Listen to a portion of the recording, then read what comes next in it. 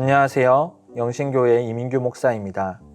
4월 8일 수요일 큐티 본문 말씀은 마가복음 14장 53절에서 72절까지 말씀입니다. 본문 말씀 읽어드리겠습니다.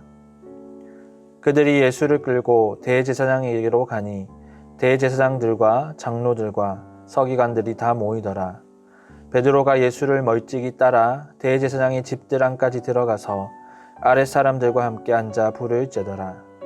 대제사장들과 온 공회가 예수를 죽이려고 그를 칠 증거를 찾되 얻지 못하니 이는 예수를 쳐서 거짓 증언하는 자가 많으나 그 증언이 서로 일치하지 못함이라. 어떤 사람들이 일어나 예수를 쳐서 거짓 증언하여 이르되 우리가 그의 말을 들으니 손으로 지은 이 성전을 내가 헐고 손으로 짓지 아니한 다른 성전을 사흘 동안에 지으리라 하더라 하되 그 증언도 서로 일치하지 않더라. 대제사장이 가운데에 일어서서 예수에게 물어 이르되 너는 아무 대답도 없느냐?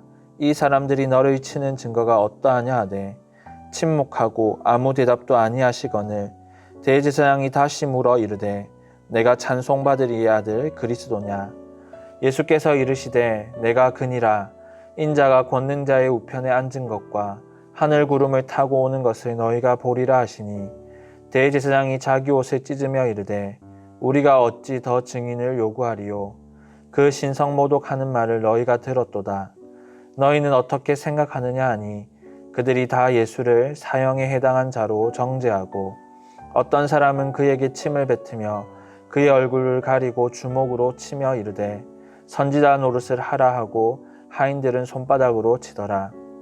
베드로는 아랫뜰에 있더니 대제사장의 여종 하나가 와서 베드로가 불 쬐고 있는 것을 보고 주목하여 이르되 너도 나사렛 예수와 함께 있었도다 하거늘 베드로가 부인하여 이르되 나는 내가 말하는 것이 무엇인지 알지도 못하고 깨닫지도 못하겠노라 하며 앞뜰로 나갈새 여종이 그를 보고 곁에 서 있는 자들에게 다시 이르되 이 사람은 그 도당이라 하되 또 부인하더라.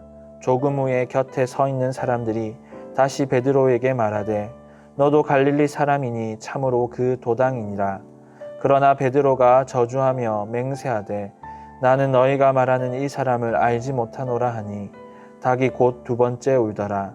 이에 베드로가 예수께서 자기에게 하신 말씀 곧 닭이 두 번 울기 전에 내가 세 번 나를 부인하리라 하심이 기억되어 그 일을 생각하고 울었더라. 아멘. 함께 읽은 말씀으로 큐티 묵상 나누도록 하겠습니다. 예수님은 붙잡히신 후에 대제사장들과 공회 앞에서 신문을 받으셨습니다. 대제사장들과 온 공회가 예수님을 죽이려고 증거를 찾았으나 증거를 얻지 못했습니다. 예수님을 죽이고자 급하게 섭외한 거짓 증언자들의 증언이 서로 일치하지 못하는 총극을 벌였습니다. 성전을 헐고 다른 성전을 사흘 동안에 지으리라는 예수님의 발언을 유력한 증거로 삼고 또다시 예수님을 정죄하려 했으나 이 증언마저도 서로 일치하지 못했습니다. 이 부분은 예수님께서 로마의 처형 방식인 십자가형에 의해 죽임을 당하지만 죄 없이 십자가에 죽으셨다는 사실을 보여줍니다. 예수님의 결백함을 보여줄 뿐 아니라 그분의 죽음이 모든 이들의 죄를 대속하는 순결한 희생제물이었다는 사실도 보여줍니다. 거짓 증언자들의 증언이 서로 일치하지 않아 예수님을 죽일 수 있는 증거를 찾지 못하는 상황에서 예수님께서 말씀하셨습니다. 자신이 그리스도이며 하나님 우편에 앉은 것과 구름을 타고 오는 것을 너희가 보게 될 것이다 말씀하셨습니다. 그러자 대제사장이 자기 옷을 찢으며 어찌 더 증인을 요구하겠느냐고 말합니다. 예수님의 발언을 예수님을 죽일 증거로 삼겠다는 것이지요. 예수님은 자신을 죽일 증거를 찾지 못하는 자들에게 친히 증거를 주셨습니다. 예수님의 증언은 진리였습니다. 거짓이 아니라 진실이었지요. 거짓으로 예수님을 죽이려 했던 대제사장들의 모습과 달리 예수님은 진실을 말씀하시고 십자가의 길을 걸어가셨습니다.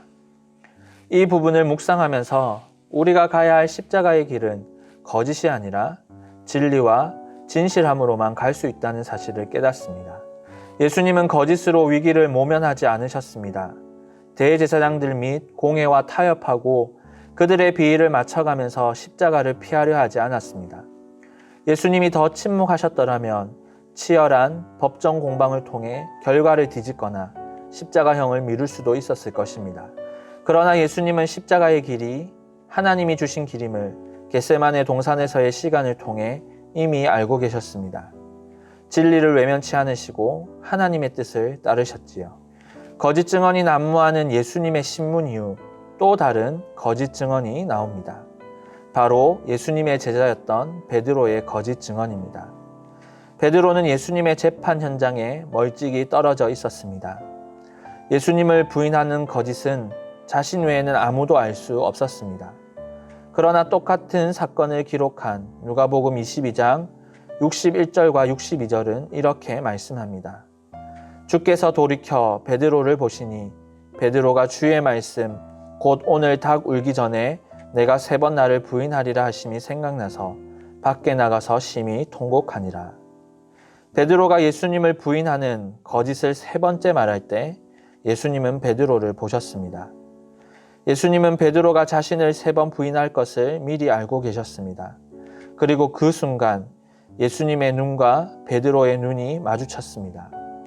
베드로는 밖으로 나가 심히 통곡할 수밖에 없었지요. 사랑하는 성도 여러분, 베드로는 예수님을 3번 부인하는 대신 예수님의 그리스도 되심을, 그분이 하나님의 아들이심을 증언할 수 있었습니다.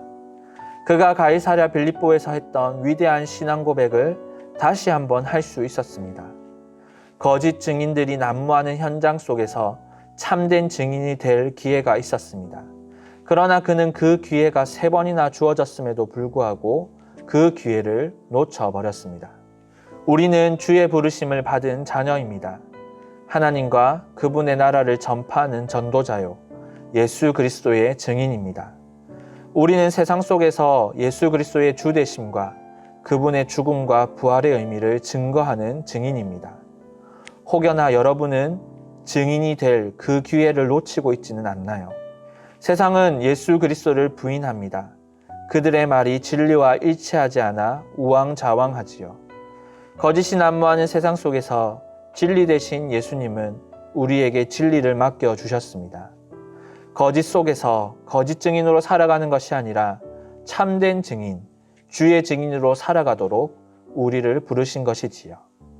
이 얼마나 놀라운 은혜요, 크나큰 영광입니까? 고난주간을 보내고 있습니다.